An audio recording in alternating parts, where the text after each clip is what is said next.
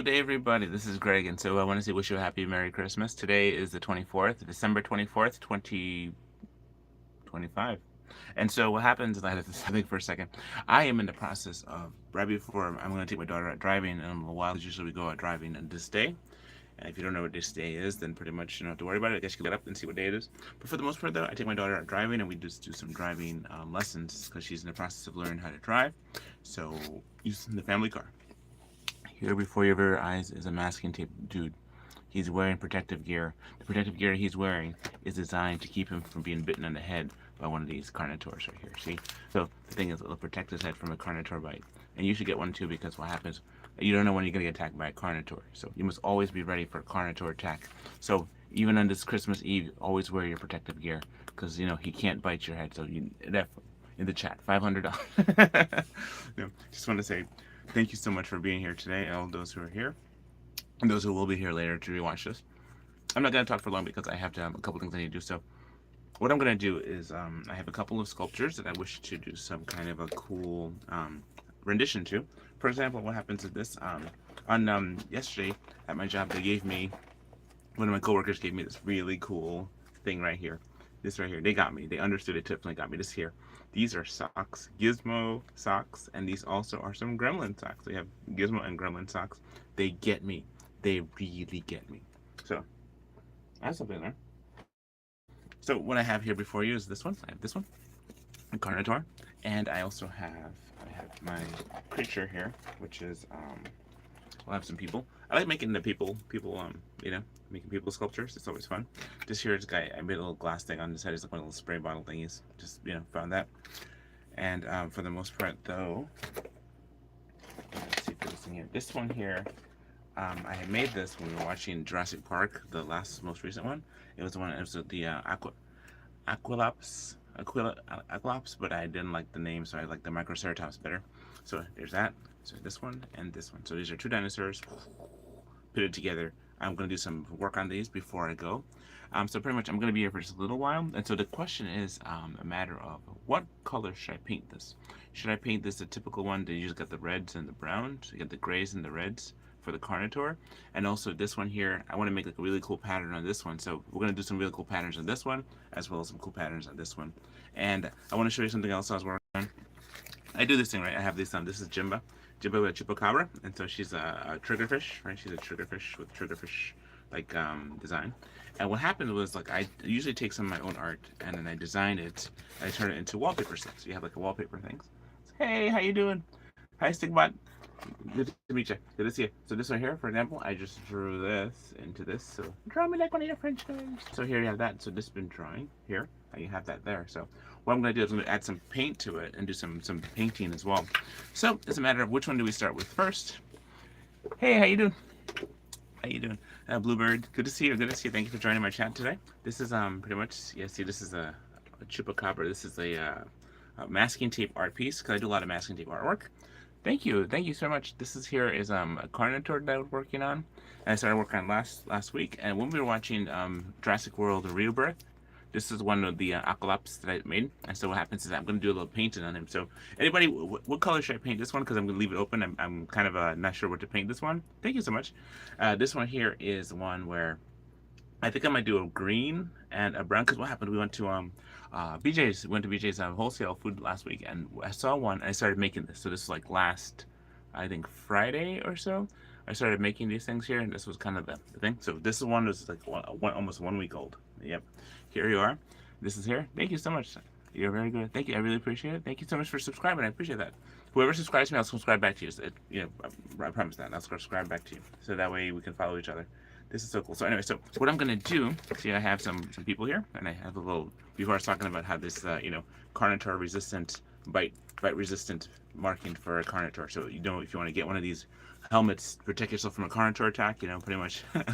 Thank you for for all that. But it doesn't stop your hands from getting bitten, or your back from getting bitten, or being attacked, or even your leg from being eaten by the Carnotaur. So you're being dragged away. See, that's the thing. You gotta always be ready. You never know when a Carnotaur is gonna come against you. So Carnotaurus is it's like a bull. It has little horns on his head and all that, right? I put little things in the back on it too. So what we're gonna do, I'm gonna go ahead and just kind of start the process. Okay, I'm gonna show you what I'm doing. This is here. I'm gonna put this over here for a little bit, and I'm gonna put my hat on. This is my hat. Yes. Just when I think couldn't get any cooler, right? There you go. This is my dragon head mask. Anyway, so that's fun there. And then also I have a couple of other dinosaurs too. Here's like a little, little sauropod dinosaur. I was gonna make a little brontosaur here.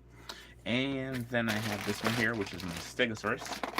Yeah, I made a stegosaurus the other day. I made it into like a short video type thing. I made a short video of making a stegosaurus. And here's one here. So this is the stegosaurus is pretty difficult to make because he's and see the thing is like he's all flexible and stuff. So he's still good. So all of these creatures need to have like a coat, and a coat of I always protect my stuff with some Mod Podge. Right? So I use Mod Podge. Use my Mod Podge. Boom! We're gonna do some of that right now. Feel free to talk to me, ask me any questions you like, or what happens when I do this Mod Podge stuff. I'm going to go ahead and start working some of the things. Hey, have a good day. Take care, Bluebird. All right, have a good day. Merry Christmas. Merry Christmas. Right? I have some more dinosaurs, too. Here's a pterosaur red tail. And what happens is that these are some of the ones they're making. So I'm just going to give these a cool paint job. I think I might just do one paint job for the whole thing. So just to show you the different creatures again, you got the Carnotaur. You got the Stegosaur. Right, you have that. You have the Aqualops, or I like to call Microceratops. Right, but it would say Aqualops from the Jurassic World, so like that little dinosaur. Hello, I'm a standing little dinosaur. Right then. Then you have this one here is like an Apatosaur, or pretty much a little Brontosaurus. And then you have this guy here wearing a mask. He's like, I'm wearing like a helmet type thing to protect his head. And you got a regular guy. I got people too. I make people like bigger people, but I want to show you some of the other ones real quick. This one here I was working on it before. This one's the purple guy here. And he's a purple Diplocalus, a hammerhead salamander. Yeah, so these are super pretty cool. And I'm just showing you guys these things. I'm not like selling you anything. Okay, I just want you to know that. So just understand it. I'm about to just start to do a painting and chatting, but I just wanted to talk to you about something that happened this week, and I was going because I'm going to take my daughter out for driving a little bit. And so when I do that, it's actually pretty cool. It's actually pretty cathartic for me because cathartic for me. So I get a chance to actually go out there and teach my daughter how to drive. Thank you, I love you too. And so what happens is like, you have this thing where you're gonna teach them how to drive, and she wants to learn to do that because like that's part of the whole growing up thing, growing up. Why do people want to grow up so quick? I mean, when I was a kid, I remember I wanted to be older too. I wanted to be a dad. I wanted to be, I'm glad I am now. And I wanted to be married, and I am, praise God. And I wanted to, have my own business and stuff, and do all these different things. And so what ends up happening is that life happens, you get older, you start looking at stuff, you start really appreciating, the family and the values that you have and things, And so for that, I'm glad. I was so glad the day I learned how to use masking tape art, because masking tape has always been one of those things for me that I was making gremlins and stuff like that. I might show you some gremlins later. Oh, I have one gremlin here, this guy here. I haven't figured out a name for him yet. But it's like pretty much, I don't know, I call him Brown, Brownie, because like he's kind of brown. But I don't know, he's a brownie. And then I have this one here, which I worked on before, and he also needs a coat. So I might just give him the first coat. This one here, this guy here, his name is, this is Firebelly 2.0. So he's the second Firebelly, right? Firebelly is up there, and this is the second Firebelly. I'm gonna give him a paint coat first. Let's do that, okay? Before we do everybody else, we're gonna give him a paint coat. So the paint coat is gonna be, what's the Mod Podge? All right, so let's go do that Mod Podge. What people call it Mod Podge. I guess it's the way it sounds. It's just easier to say Mod Podge. So, okay, so what happens, the guys at work have been really generous to me, and they've given me some of these really cool things, and I appreciate them so much for this. This thing here is my base. This here has been my base. These are cardboard, right? I love this because I'm able to do stuff and not get it all over my sleeping clothes, right? So this is like I really appreciate the guys who do this, and I really appreciate anybody who shows me love in my art. I totally appreciate it. So what I'm gonna do, I'm gonna go ahead and find my paintbrushes real quick, which are like over here. Right, paintbrushes here. Got water. Yep. What is this? Okay, so here's some paintbrushes. What I'm gonna do is I'm gonna go ahead and use this to make sure I put this into my wife's water cup. She has like a water cup here. Drink some of it.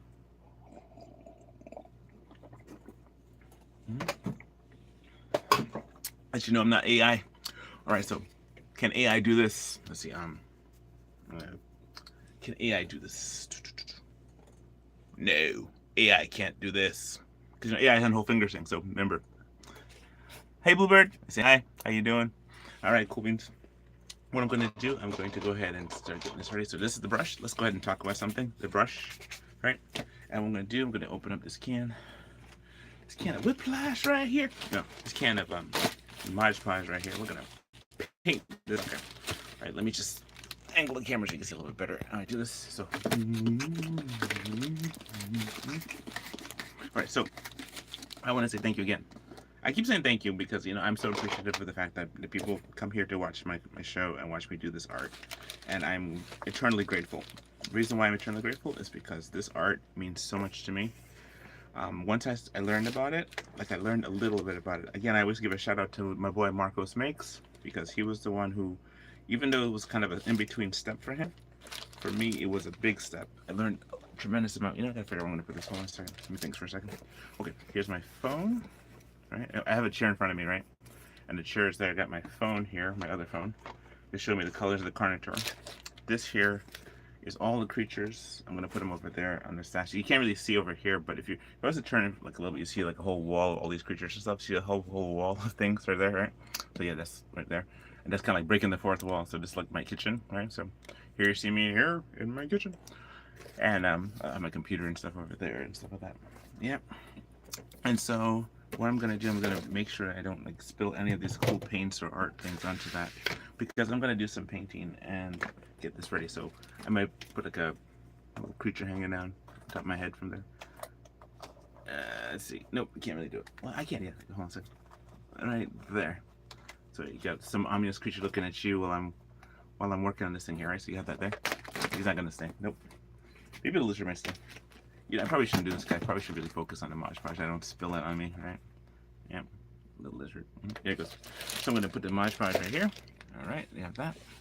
Now let's go ahead and get this gremlin. Yeah, gremlin. This, right? So here goes. So the thing is, some of the hardest things to do, right? When you're doing these things, when you make these art pieces, is that you have to find out where you're going to put it after when it's drying. So I'm going to like paint his face and stuff like that. See, get right up in the face, right? And you see there you have, right? So let's talk about what's on Greg's mind lately. You know, I've been just kind of thinking about a couple of things, right, regarding like how you know, when, and I said something before about speaking truth to power, and that was kind of like there, but I don't want to talk about that right now. I want to talk about something else in terms of like how, you know, when you have this situation, right, a scenario where you're trying to do the right thing. Like for example, I was listening to this thing where Ice Cube was talking to great, got out of my pants. Ice Cube was talking to I think it was oh goodness, comment. All right, yeah, you see that. Okay, we'll see that Mod Podge. See, Mod Podge is like acrylic. It turns hardened. It just. I gotta be more careful. I gotta open this up a little wider. Okay, real quick. Hello, Aisha. Aishana6. Hello, Aishana6. Welcome to my platform. Okay, let me put this here. I'm gonna widen this up so I don't spill on my leg again like I just did. So you have that, right? So, so yes, I have a dragon on my head. A dragon masking tape mask. It's actually masking tape and cardboard, just so you know. It's not just the purest, but this guy here, he's 100%, except for the cardboard on eyes. Everything else, he's a fully masking tape creature. So yeah, so you have that there. So anyway, so what happens like these? It's like the being the one who causes trouble as well as the one that tries to solve it. You know, there's an aspect of like there's a whole thing of culture out there that are designed to work against people. You know, like imagine being a doctor and your job is to cure people, but they're saying you're doing so, like remember Incredibles, where you have Mr. Incredible. He's like, you know, they say like Mr. I forget his name right now, but the guy says like Bob. That's it. The guy who's in charge of insurance here, right? He said our customers are, you know, our experts. They're dodging every loophole, They're exploiting every loophole. I forget what he says because I'm really kind of thinking of several things at the same time. But it's like dodging every loopholes. They're penetrating our bureaucracy, right? And he was saying about, I thought we're supposed to help people. It says we're supposed to help our people. It says, are we not supposed to help people? The law requires that we answer no or something like that. You know, so then he sees like what he called that there's a guy about to be like arrested or something like that. And what happens? He's like he says, hey, he says, you know, there's somebody's in trouble. And he says, Bob, you take one more step and you're fired, right? To him. And there's the whole aspect of like, if you do your job too well, like I guess any job, you make the people who kind of do their job okay look messed up. Not saying that it's the case. I'm not saying I'm alluding to anything.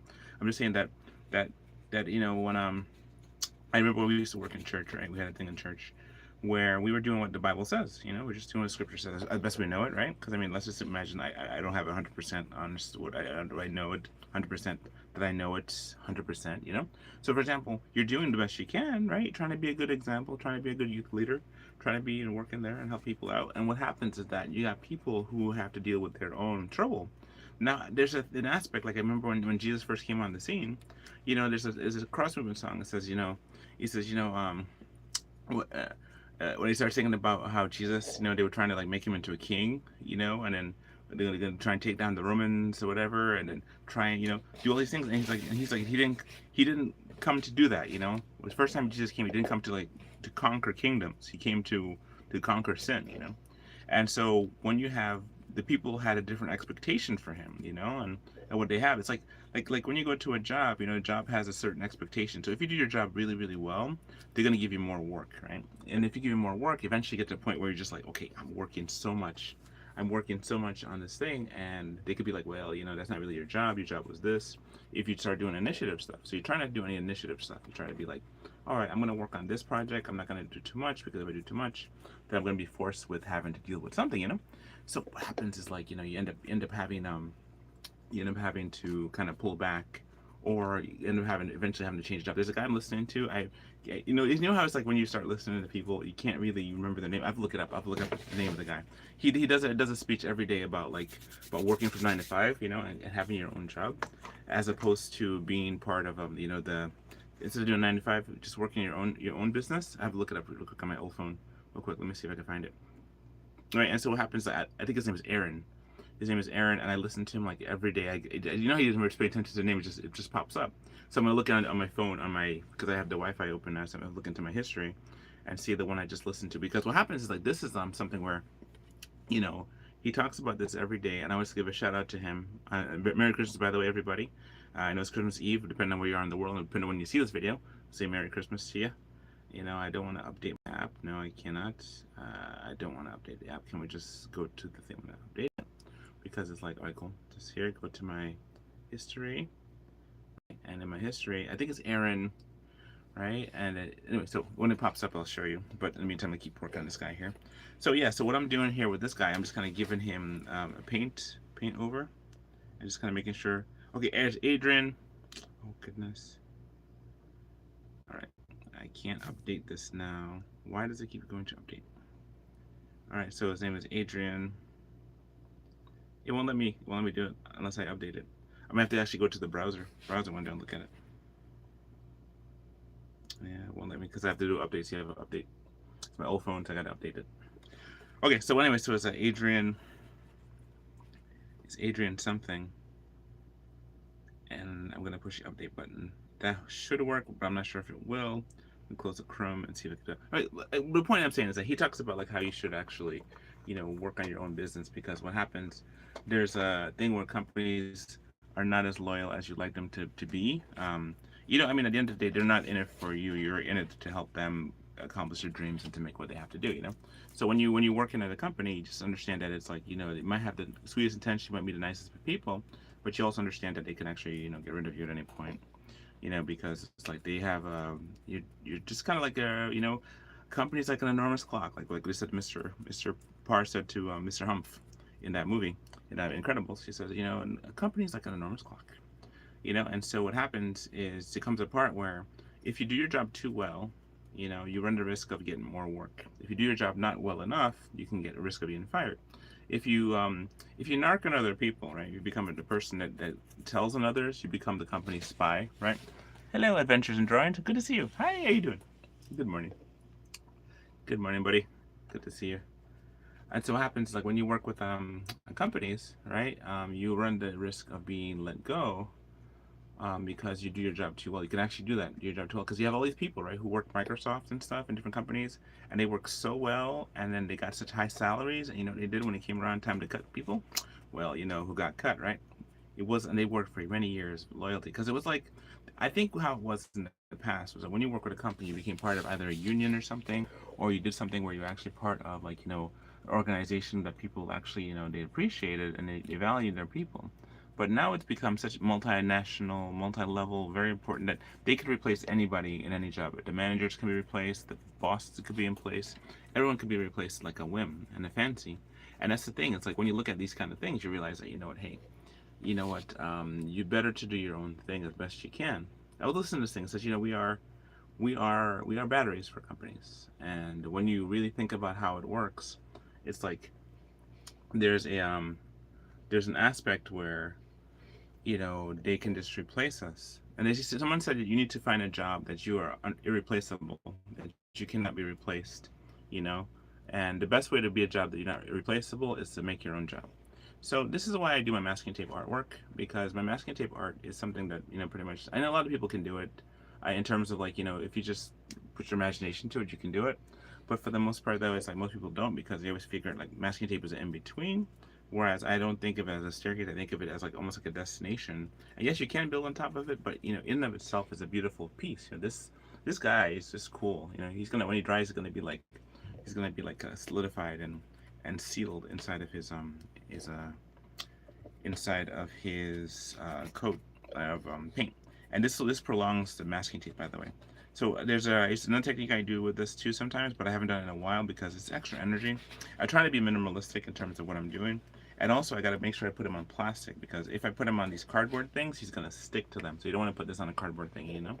And so it's been very busy day. Been kind of busy. I've gone through a lot of things last couple of weeks. Just to kind of change subject a little bit. I started putting together a school, right? A school for like masking tape artistry, and to become like just have a community of people who like to join. I have it in my bio, so if you want to join it, look into it. It's pretty interesting. What happens is like I'm in the process of like trying to get people to come join me, and we can meet up in the future and do some artwork together. I like just masking tape art. I just do. I really enjoy it. I love the fact that you can actually do something like this. And so it's as a school thing, it's I'm gonna resume my classes in January, or probably in February, because I need time to kind of like plot my course better. I started last year. I did that, and that was one of the things, one of the goals I was able to accomplish, was able to actually put together a class and teach people. And I had taught about maybe 12 classes last year. I don't know exactly the number, because I know I had like my kids do a class. I had like four people and four people, and yeah, so I had about almost 12 classes that I did this classwork with. And I need to like get more models to come join, and as well as more subjects. And the last class we had was a gremlin making class, and this is where we made this guy. We made him. He was the one in the last class, right? So being the last class, it was kind of one of those things where it's very important that I got a chance to do that, because for me it was significant. I started off with making humans and ended off with making a gremlin. And so people like gremlins. That's pretty cool. So I can hold him now by his tail, so I got to paint him by his tail, and it's pretty pretty intense, just the whole thing of that. So for the most part, though, what happens is like I made a club tail, because this club tail is kind of like reminds me of a Nightcrawler, because there's Nightcrawler from the X-Men, and Nightcrawler, he's like one of my favorite in terms of X-Men. I think he's my favorite X-Men. People always like Wolverine, but I've made a Wolverine. I've also made a Nightcrawler, and I still have the Nightcrawler. Wolverine, I got he left. I made it for a friend. He was leaving. Anyway, so what was I saying? Train of thought. I was just talking about how, if you do your job too well, you can get in trouble for it. If you do your job not good at all, you can get in trouble for it. You can do your job well and do it for many years, and you can get fired from it. And so it's always good to work a contingency plan. No matter how you do it, no matter what you're doing, always have a plan B. Not a plan B that you actively work, but a plan B that you kind of working towards.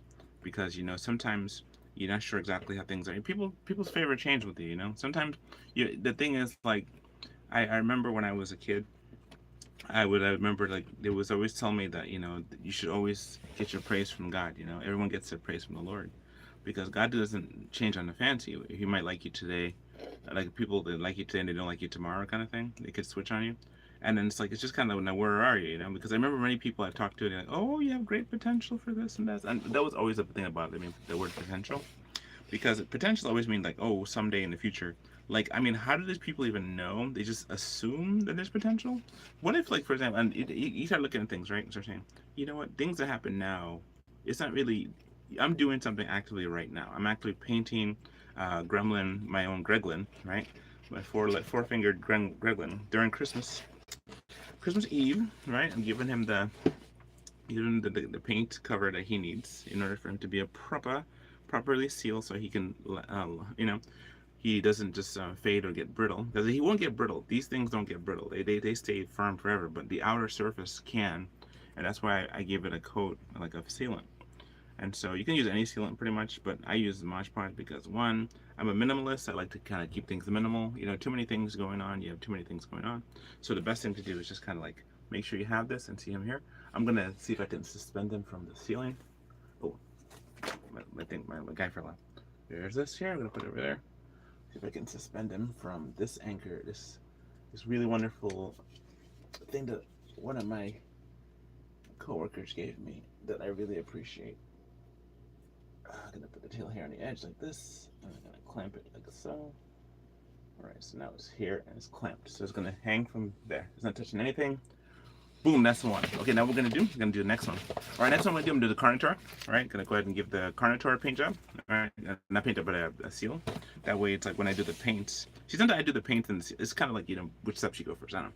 But this one we're gonna do the, since we're already in the Mod Podge, we're gonna go ahead and take it and do this right here. So this is the, this side a little bit, so it doesn't look funky, I guess. So this right here. And whenever you do this, it's always good to start with the stomach, okay? Whenever you paint anything, start with the stomach. The reason is because that way you can actually make it stand on a base and have to touch it. And the last thing you touch will be the very end. Because if you try to have to hold and you paint this part first and then you do that part, it's very hard. So start with the belly. You must start with this belly, okay? Folks, I just want to thank you so much for being here. I'm going to continue to work on these things. And so this is like my daughter and I, we're going to go driving soon, but not yet. So don't worry about that. I'll let you know when we're going to go driving. And we're going to go and take this outside. So for the most part, though, it's been so much fun just driving with my daughter. And how I feel about that, you want to know? Oh, cool. Okay, how I feel about that? I feel I feel nervous about that. When I was growing up, right, I didn't want to drive. I didn't care too much about driving. Right, driving was not. I started driving when I was around 20. Right, because by then I was going to college. I, pretty much about to finish college. It was about 20 or so when I started driving, and it wasn't a big thing for me. I mean, I learned a couple things here and there, but it was my brother-in-law and my dad and video games that taught me how to drive. Right, and so what happens is, like, when you have, now I'm the dad teaching my daughter how to drive, and I have two older kids that they're not really interested in right now. They're kind of like how I was. They're not interested until I guess out of necessity. But if they because they went away during the they went away during I had the separation anxiety time when I was talking about those things. Well, my older two, they went away to upstate, and then they were out there for about 9 weeks, just kind of learning and finding out who they are as people and want to do what they're going to do, and they want to continue like doing like artwork and or pursue ministry or things like that, just what they want to do in the future. So they had to kind of do this like their crucible. They went through a 9-week crucible. So my daughter now, my second daughter, which is like because I have two daughters, my oldest daughter and my oldest son, they went upstate for a little bit and they came back after 9 weeks. Then my daughter, she the youngest one, she's now the youngest one. She's now 16. She is doing the classes together, just driving, and so yeah, I'm pretty much I'm by the grace of God, I'm a pretty good driver. Thank you, Jesus, I'm a good driver. When we had the car accident last year, that was a very intense thing, having to survive that. That was a big old Tokyo drift. If you would know more about that, I have a video somewhere about that, how we did Tokyo drift on the highway when our tires popped. 3 tires popped. I'm telling you, people always wonder what happened. I think it could have been a lot of things, but for the most part, I thank God for that. And yes, we survived. The family, we survived. And we were able to go to Kingston Hospital up in Kingston because that's where the accident happened. And we were, we learned that there's certain areas outside New York that close like really early. I mean, close like 8 o'clock at night or something. But all Kingston area, which is kind of cool because Kingston reminds me of Kingston Falls, and Kingston Falls is where the first Gremlins movie happened. So, close enough. So Kingston, it was is where the, the thing was, the accident was, and went to the hospital. Well, actually, it was before that. It was on the I-87 North. And what happens was the tires popped, and people ask me what happened, and I think maybe it was like Sasquatch who bit it or something. When we went to the grocery store, somebody might have sliced our tires or put 3 things out of the 4 tires and didn't get to the 4th one, or maybe it was something on the road, or maybe a direct energy weapon from the Illuminati trying to stop us, or one of the satellites, something like that. I'm not really sure what, but all we know is that 3 tires: the tire on the left side and the back, left back, around right back, around right front tire popped. It only has 1 tire to steer with, and we started sliding sideways, and by the grace of God, we did a Tokyo drift Tokyo Drift. We were like this. We started sliding that way, and I had to accelerate, and we hit the guardrail like that. Came to a complete stop facing south on I-87 North. Yeah, pretty intense. So it was like woohoo! I think that's where I got some of my vertigo from, but that's beside the point. I don't know. It's a every so often it's like a little pain in the head. But I thank God for the fact that it's like, it's just, because I mean, they had to watch this as the cars rotated and you going like, it wasn't so much high speed. We were slowing down already, but it was just enough to where we didn't tumble. Imagine that if the car, woohoo, if the car, oh, praise God, I didn't have anything on the tail, because if it had on the tail, it would have gotten on my shirt and I would have ruined my shirt. Because Mod Podge, it tends to ruin things. Yes, it does. It tends to. It makes it like a really sharp part, and you have to kind of really get it. One time a whole blanket fell on that, and it just, Mosh Posh, no good, no good. All right. Even though it's good, it's no good. All right. So don't get Mud Posh on your clothes or your shoes or your floor or anything that you want to not turn into, glass seal type thing. Because you can sand the sucker down. Yeah, it's water-based and everything. And it does a really good job of preserving this. And masking tape and Mod Podge are best friends, let me tell you. So anyway, so it works out really well. So this is there. Let me just make sure I didn't miss any spots. Right here by like the dew claw and behind the foot, right? Because this stuff here, it's so cool. It makes it a little bit heavier, so it's not like the Mod Podge has a weight to in of itself. It's like a millimeter thick or so, a millimeter thick of a thickness of a liquid. And what ends up happening, it makes the sculpture just slightly heavier, which is very interesting when you think about how it all works, because to preserve it puts an extra coat on it. And Mod Podge is like masking tape is like skin. So when you have that, it becomes like a skin supplement. It just kind of protects the skin from the horrible horrors of the UV rays and stuff like that. You know what I'm learning? I've been listening to another thing, the chill dude thing, and talk about, let's get right to it. That guy, and talk about 8 things that you thought were real, and I've been listening to that guy. I listen to so many of them now, right? And so every day I listen to a bunch, and he talks about all these different things that you think is good, like where cereal comes from, or pretty much like how things were, or the history of things. And it's just like, it's really kind of short blurbs, and it's really popular to watch. I really enjoy watching it, right? And so incidentally, what's happening is that I'm learning so much about so much, and I gotta go research it. They talked about like how certain jobs disappeared because of that was people, for example, like jobs that were there that are no longer there. For example, like one is there was inspectors, different inspectors. One, it was like the meter inspector. Like our ongoing battle has been with that of the Con Edison. Not so much of Con Edison, they've actually tempered down some. So because we refuse the smart meter, right? We refuse to have that in the house. And so because of that, it's one of those things where we don't want them to come in with that. So we pay extra money just so that we don't have to deal with that. And so now it's a difference with the National Grid. They too want to do that. So we already established, and we pay extra money just so they don't bother us with the smart meter stuff. Because they say you can actually hack the smart meter, somebody was saying, that's what I said on the video. And you can also, but we don't want that. We don't want the extra radiation. It's like, we were bombarded with radiation already. We're bombarded with so much radiation that it's like, it's doing something to us. It really is. And we don't want that extra radiation. People say, oh, don't worry about it. It's okay. Don't worry about that. People always say, don't worry about it. You need to worry about them. All right. Because it's like, it's kind of, don't dismiss other people's concerns. You understand?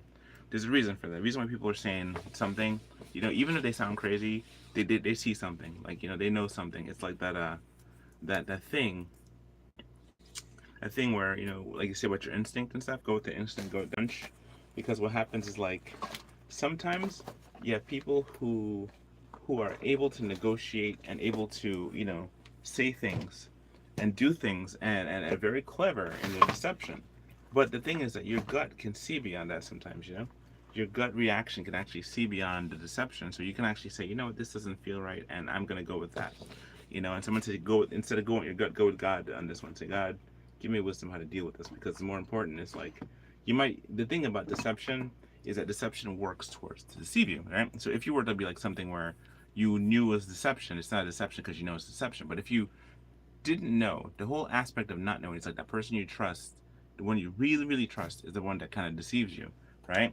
And that messes you up because now you don't know what to do. It's like I have a couple things are going on in our lives, right? And it's like, it's kind of like some of the people that were closest to certain people become the number one enemy, and that's the worst.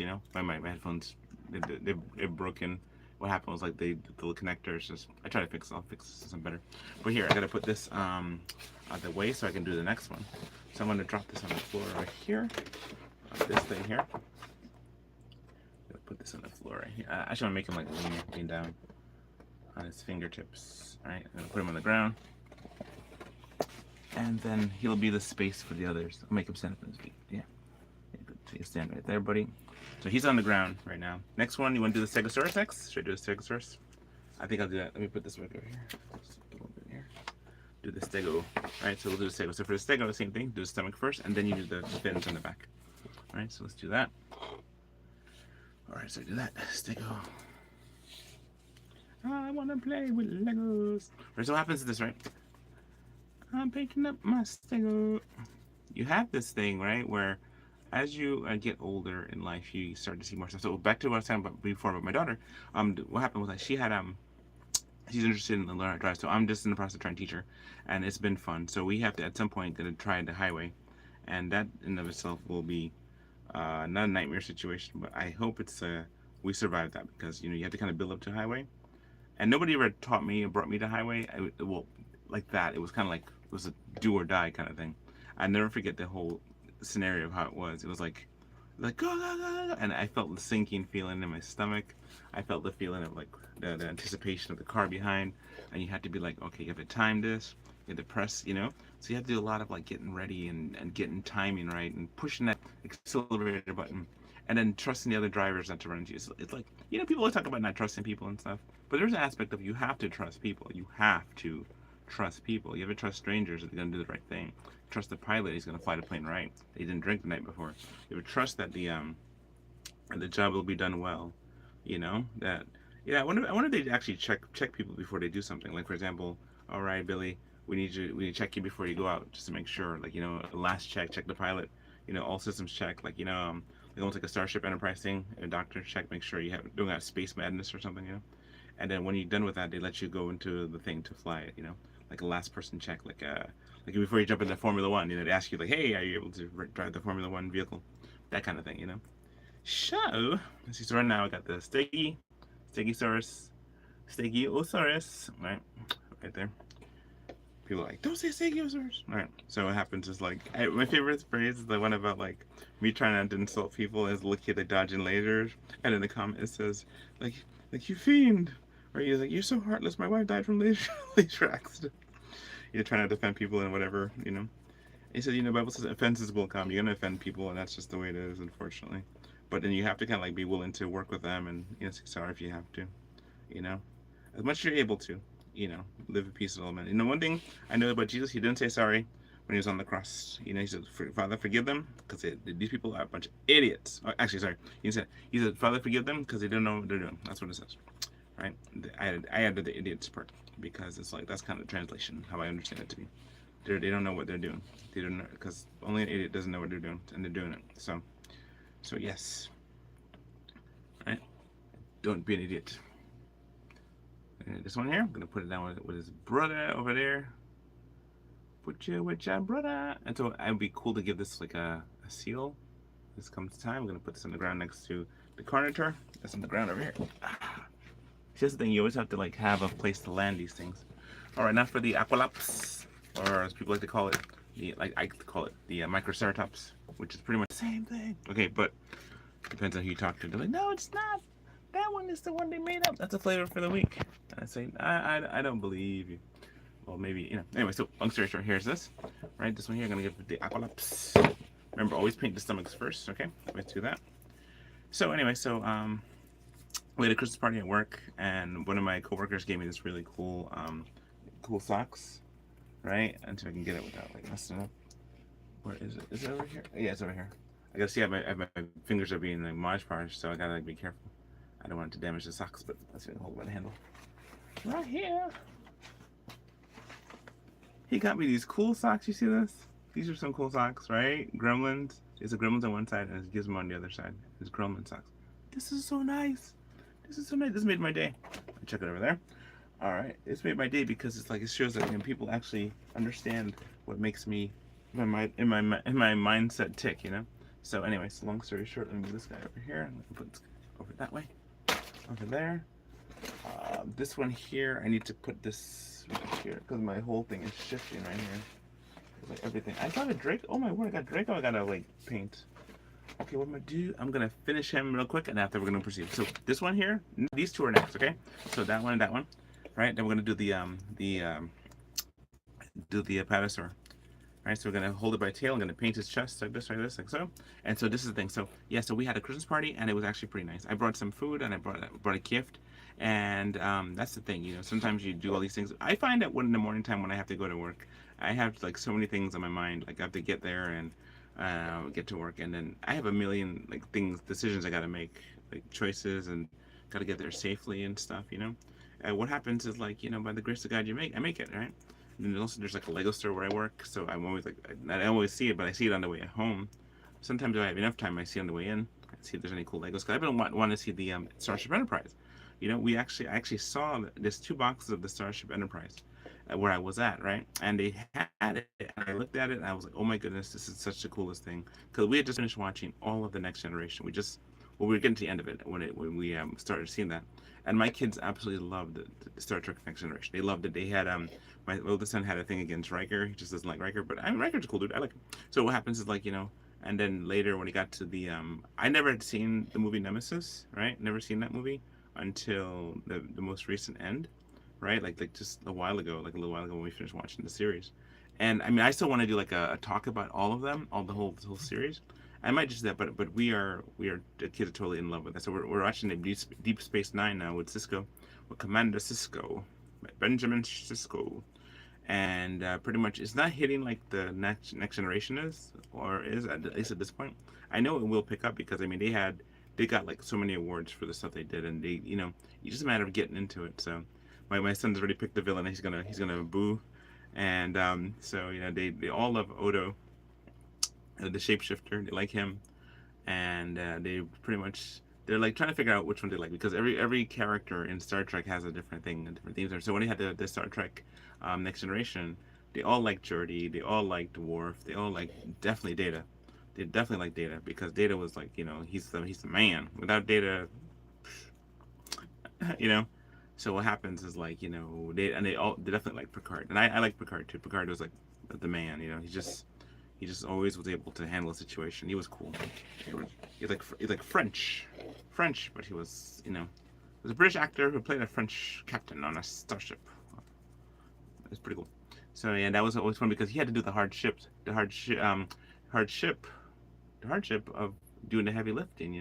He did the hard work of that stuff. Just doing the heavy lifting and carrying something that was like nobody wanted to mess with the original series, right? With the William Shatner and all that. And so what happened when he finally did this one and Roddenberry decided to do this, it was pretty cool, There's some people say that Roddenberry didn't want to do Deep Space Nine, but I'm not sure about that. I don't know anything about the lore and the whole aspect of it. All I know is that my whole take on it is that I really enjoyed the Next Generation. I remember seeing it when I was a kid. I remember seeing some of the cool stuff. Always their favorite character when kids is Q as a villain. They like Q so much. They just love him. They think he's the greatest, and I think he's pretty cool too. Because the first person you see is Q, and the last episode you see Q, so that's cool. And then he made one appearance in Deep Space Nine already, and so that was really cool. So we see how that turns out. If there's gonna be many more Q episodes in the rest of Deep Space Nine. No, I don't. If you see it, don't tell me because I watched Deep Space Nine, but I didn't watch it as much or as greatly like I did with when I was watching the what do you call it? Next Generation. Next Generation, I watched a lot of episodes, but then when I was rewatching the tape series, right, with everything, the completed tape edition, where you see all the stuff, I got a chance to see all the episodes and videos I'd never seen before, and that for me was great because I mean I just didn't know how good it was, Oh, what's this? Hey, how you doing? I haven't seen you in a while. I made a Tyrannosaur. A Tyrannosaur Diplocaulus Rex. 2 fingers. Okay, I'm gonna come back to you. All right, let's see. Oh my word, that's a gift for my boy. I gotta give that to him definitely. Won't see him until Sunday.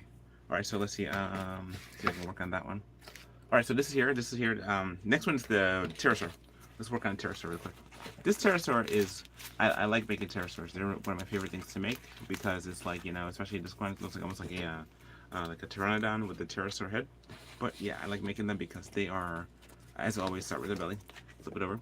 They are fun because it's like I like the whole thing of flying reptiles. That's cool, like flying mammals, flying birds, flying reptiles, and flying fish. You know, flying birds. We got flying birds, flying fish, flying reptiles, and now we have flying humans, right? So we can fly through the air, and so that's the thing when you work at the airport, you get to see a lot of people traveling. And that's really cool. You can think all the people who are at the airport, they're going somewhere, you know? They're on their way somewhere, they're on their way to some kind of journey, you know? And I like journeys. I like going on places, different places, doing different things, you know? The reason is because when you go to on a journey trip, it's like this anticipation. It's all like all the plans coming together, you know? You have to make a plan of this and this, you gotta make sure everything works, you have enough money, your time's off from work, you know, and when you get there, what are you gonna do? You gotta figure out hotels. When you get to the hotel, it's such a at last, and the kid's like, let's go swimming. And he's like, oh, let's go in the pool. And you get to go in the pool and all that. It's just really great. And this being Christmas Eve, it's always been really cool for us. We've always had like different things that we just enjoy doing and spending time together. You know, we used to, when we had more space, we used to put up like a tree. You know, we had like a small Christmas tree. We had like one of those little plastic ones, you know. And I remember when I used to work at my hardware shop job, I was a tree cutter. I was the one who cut in all the Christmas trees and stuff. So it's always like I would come home smelling like evergreens and all that, you know. Like, you know, I can't remember the names of them now because I'm not really thinking about them. But when it was there, the Douglas firs and the, you know, now I'm starting to remember them now. Douglas firs and the spruces and all these different plants and different trees. They were like really cool because you get a chance to like, I'd come home smelling like trees, like not trees you smoke. Because that, you know, come home smelling that because I don't smoke, but come home smell like cut Christmas trees, and it was like Douglas firs, and you know, they were so cool. These fir trees and evergreens and things, they were so beautiful. I really, absolutely, totally, completely loved it.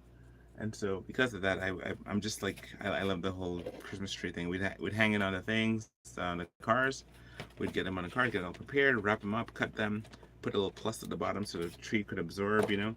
But it's like it was a dead tree. You know, people are buying a dead thingy. You know, it'd be good to buy a live tree, or good to buy, you know, buy one plant one kind of thing. That'd be kind of cool, you know. But for the most part, what ended up happening was like, you know, it was one of those things where they, you know, you have it, and then around January or so, second week of January, come to throw your trees away, you know, and they would turn them into mulch or into, you know, toothpicks or something. And so it was always one of those things where I thought it was pretty cool, you know, like a cool thing to do. So this is this one here. I'm gonna put this down for a second. Yeah, I can enter there. Now, okay, next one we have on the list is, let me get everybody covered today. It's the most wonderful time of the year. I'm so happy it's gonna be end of all Christmas songs. They keep playing the stupid Christmas songs, right? And not the Christmas songs that talk about Jesus. No. It's the stupid ones that talk about like snow and washing your hair in snow and rolling in snow and dashing through the snow. And you know, I don't like snow. I used to like snow. I did until I was in college and I had to work in snow, and I have to shovel snow. I don't like snow. No, I like snow in pictures, snow in movies, snow on television, snow far away. You know, watch Swiss Alps. Oh, that's beautiful. Don't put me in no Swiss Alps, okay? No offense to anybody who lives in the Swiss Alps, but no, not me. Okay, I did skiing once. I liked it. That was cool. I'm talking about colorblind, right? So that's for 3 days. So that's the story right there. But anyway, so yeah. So what happens is like, you know, there's like a little piece of hair just follow me. Oh no, don't fall. Okay. Ooh, good catch, good catch. I almost dropped this paintbrush. That would have been bad. So here's the Palliser. About to get his. See, there, guy broke my own rule. I told you about to always start with the stomach, and here my painting his back like a ninny. All right, so there's that. Oh goodness. All right, cool. There's that. So right now we're at 49. Usually I go for about an hour with these videos and stuff. And so if I can, I'm gonna see if I can get to an hour. But if I can't, then I'm gonna just stop. But for the most part, though, it's like this is one of those things. Like, you know, I haven't done a speak and chat in a while, so because I've been busy working on so many things. I made like a present for one of my coworkers. It was weird. I got the same coworker again from last year as a Secret Santa. You know, we had a job we did Secret Santa. So I ended up making this person had 2 dogs. So last year I made a dog for them, and they were so happy. And the second time I made a dog for them, and they're pretty much happy. Well, I hope they're happy because I mean, I can't tell what happens after they get the present, but it's like pretty much if they like it, then. But I made it out of masking tape. I had to see the picture of the dog, and I had to from there remember it and then make the eyes green. So that was something there, and I was able to do that, and I was happy for that. So hopefully they didn't throw it in the garbage or anything like that, but instead they kept it and they keep it working, which I hope for that they actually do. And that's the thing. I can't believe it's like, it's like, so here you go, this one here is this, right? I'm gonna add this here to the group, and this is gonna be nice and sealed as well.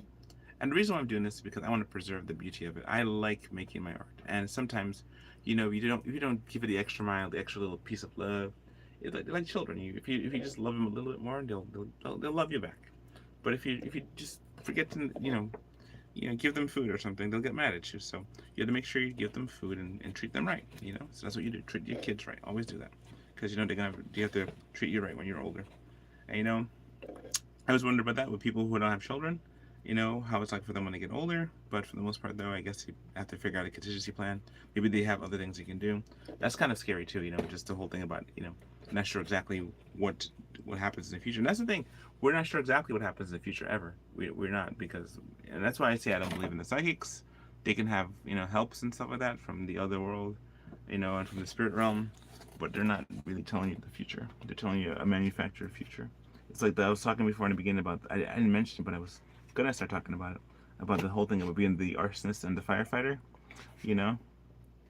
or like how Batman and Catwoman can't be together, kind of thing.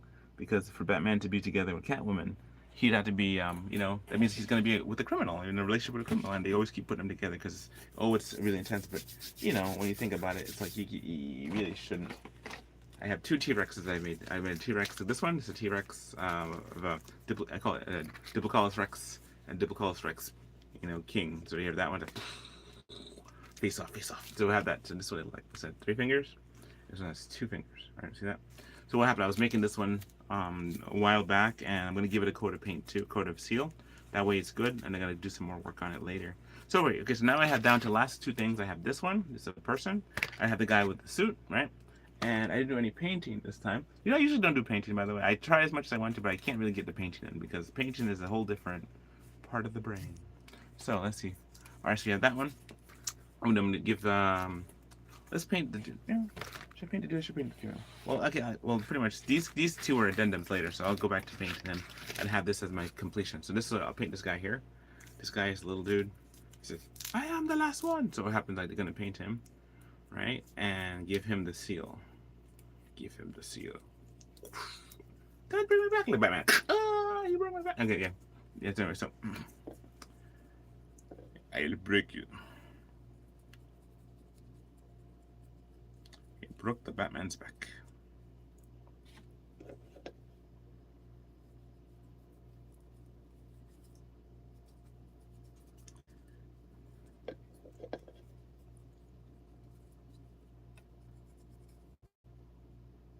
Okay, this one, all right, so here's that. This little person here. And so this is just giving him the seal. I'm gonna paint his back because he's not really big and that big. Like you have all the other creatures that I made, and they have different like levels to them. But for him, it's like he's one of those things where it's like just I was reading the scriptures the other day, and there's a verse that says, "Be kind one to another, tenderhearted, forgive one another, even as God in Christ, even God for Christ's sake has forgiven you." Right? It's like the examples that of Jesus forgiving us. We need to be kind to each other. This, especially in this kind of world that we're in. Especially what's going on politically, what's going on in our society, what's going on around the world. I mean, there's a lot of things happening in England right now that's very scary. A lot of things happening all over the world, happening in our country. That's scary for the people, that are being being removed, right? So I don't know where I stand on that, so I just trying to talk about it too much. Because I mean, I stand on wanting people to be part of the club, and you have to have the proper credentials.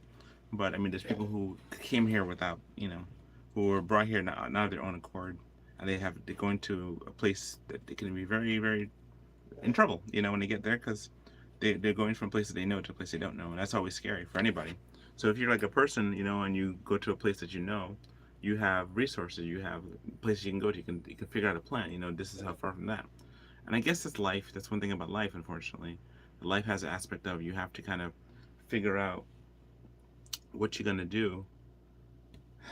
Because there's always that looming doom.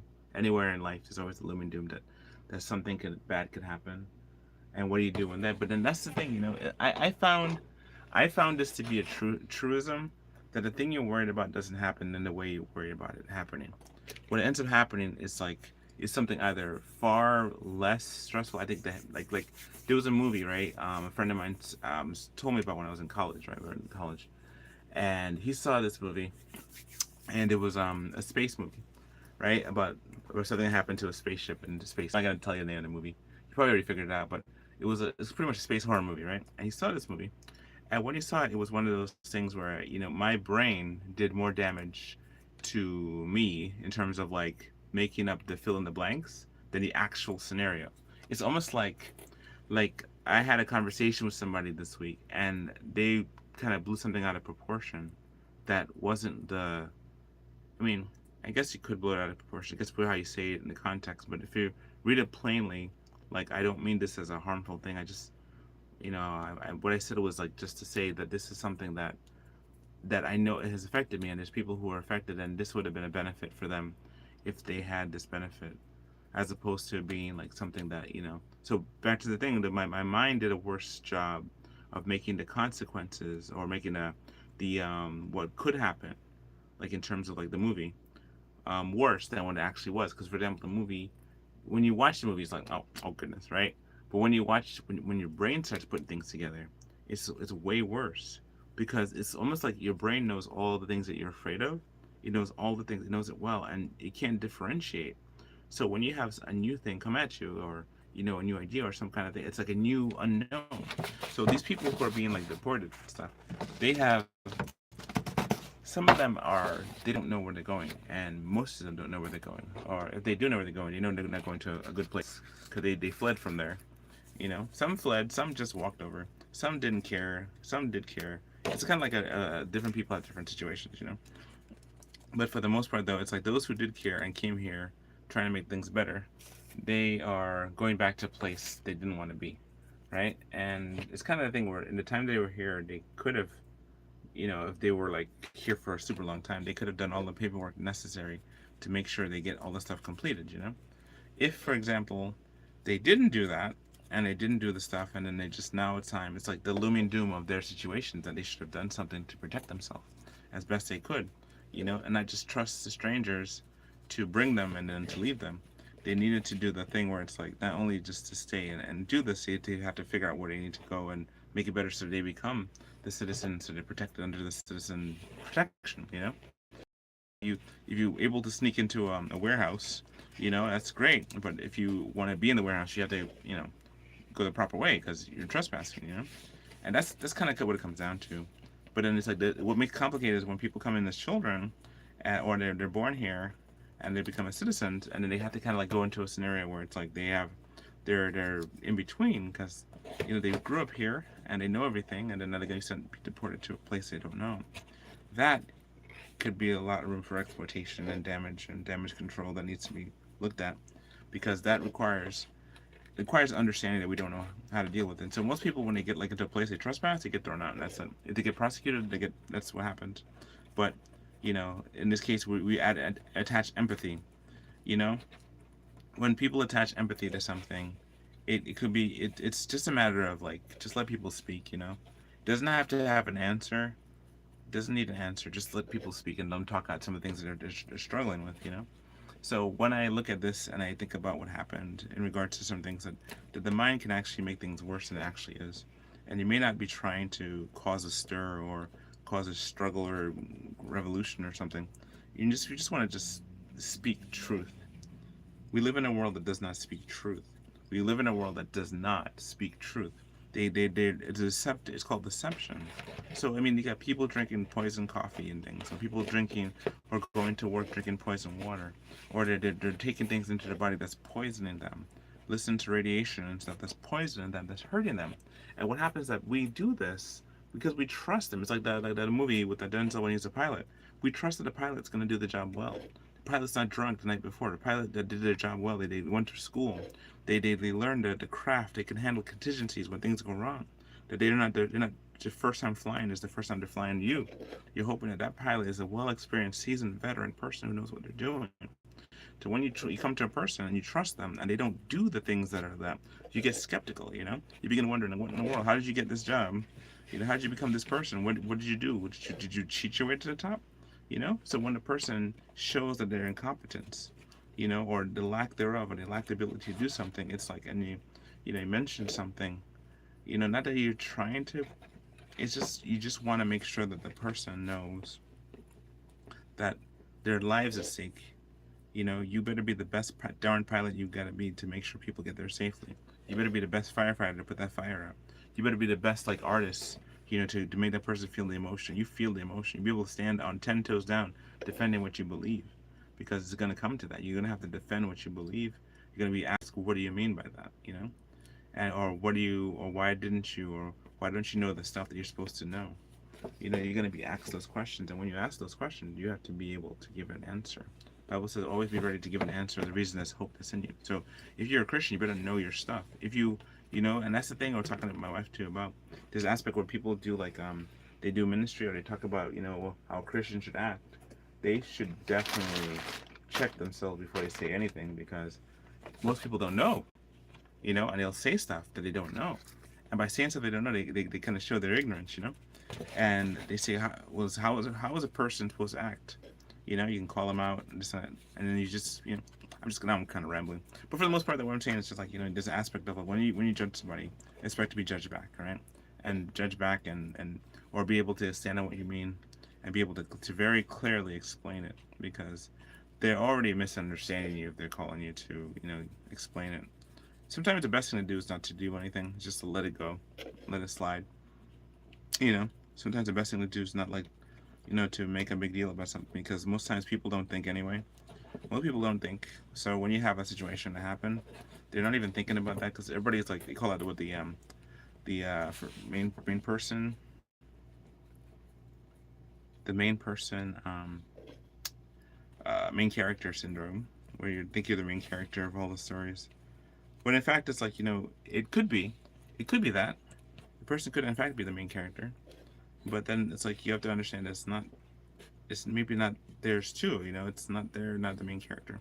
What I'm talking about is, like, whenever you have to make sure that you're gonna do your job right. That's what I'm saying. Do your job, do it well, do it the best of your ability, and because the public is demanding, or needs to know that you're doing what you're doing the best you can. So you're not just like just doing something and it's just a slipshod job. You're doing a very good, the best job you can performance. Like, you go to a play and you're doing the best thing you can. You go into to the opera house and they're doing the best that they can. You go into the the food places and they're cooking the food for you and they're doing the best they can. They're not doing a slipshod job. They're doing a weak job. They're doing the best job they can. Because what happens is that when they do these things, it translates. When you do the best you can in something, it translates. It comes through. You see a good quality something. You see also a bad quality something, and you can see you can't hide quality. You can try to hide quality, but time will tell. And the intentions, time will tell too about that as well. Not to mention, it's like, that's why it's like, a person, if you're married to somebody and you love them and you're married to them for many, many years, and a person is just like, all of a sudden they switch on you, I don't understand where that comes from. I don't. It shouldn't switch. There should be no code switching. You should be the same. Not to mention, you should, like, be able to, you're a seasoned veteran after a certain number of years of marriage. You can actually give advice to people because you actually survived some of the hardest things in life. To be a person who's gone through stuff, you have wisdom, and wisdom you can impart. Now, the thing that I mentioned before about advice, that sometimes people give advice, it doesn't apply. It just for them maybe, but for you it might not, because there are so many things that go into an advice give, right? When you're trying to work on something, you're giving people advice, you have this thing where a person who listens to your advice has to be in the exact same situation. As a matter of fact, when you're going through it, you probably didn't do the advice you're giving somebody advice about. You did probably the opposite. You went to your gut or something, and you did something here that didn't make sense to you. And then later you're like, oh, now I know. So that's how it usually works. The person giving advice doesn't have the advice given to them, and then they learn later, and they didn't even apply it. They applied it later, or understand it, but that came through experience. All right, so that's all the creatures I have to Mod Podge right now. Right, to Mod Podge, so I gotta put this away. I have a paint thing I think about working on, but right now I'm at 104 and I need to take my daughter driving. It's her time to drive. I gotta put all these ones that I work on away so that it doesn't, like, stick to myself. Right, and then put the ones here so they can actually dry up. There's a couple things I've been trying to work on too, like my puppetry. I have like an advanced puppetry thing that I've been working on, and it's difficult, I have to admit. I'm gonna just say it straight up. It's difficult because when you do something, when you do anything, actually, it requires energy, and energy sometimes you just don't have any energy. And if someone says the best time to do something is when you don't have any energy to do it, at that point, that's when you really kind of.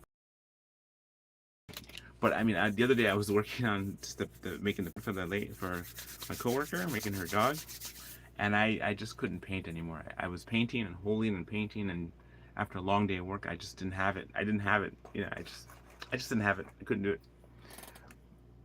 So, my folks, I want to thank you so much for watching me for an hour and just joining me on this experience. I have more stuff to do. Like, for example, I have this one here. This one here, to look at this. This beautiful piece of artwork right here. This one here, I want to work on and complete, right? Because this one is this creature here. This is the chupacabra. This is this one actually is one of my best sellers. I've made so many copies of this one, like in terms of like the sculpture, resculpting them for people. This one has to be like, because it's so cool. She's like a fish. She's a fish monster. And so here's like, here's our fish drawing, what she's gonna look like when I decide to put her into the, her into a two picture and then make her glow in the dark. So that's something that I'm gonna work on in a little while. So yeah, so right now it's an hour and 6 minutes in. I want to thank you so much for being here. I wish you all the best, and I wish you Merry Christmas, Happy New Year. I wish you find the joy and the joy of the Lord, which is my strength. The strength of the Lord is my strength. And be strong, the Lord, the power of His might. So I want to say, God bless you. Thank you for watching. Have a good day. Merry Christmas, everybody. Thank you for watching my channel all year long and for being a blessing. So to everybody who joined me and subscribed, I want to say thank you so much. So God bless you. Bye bye.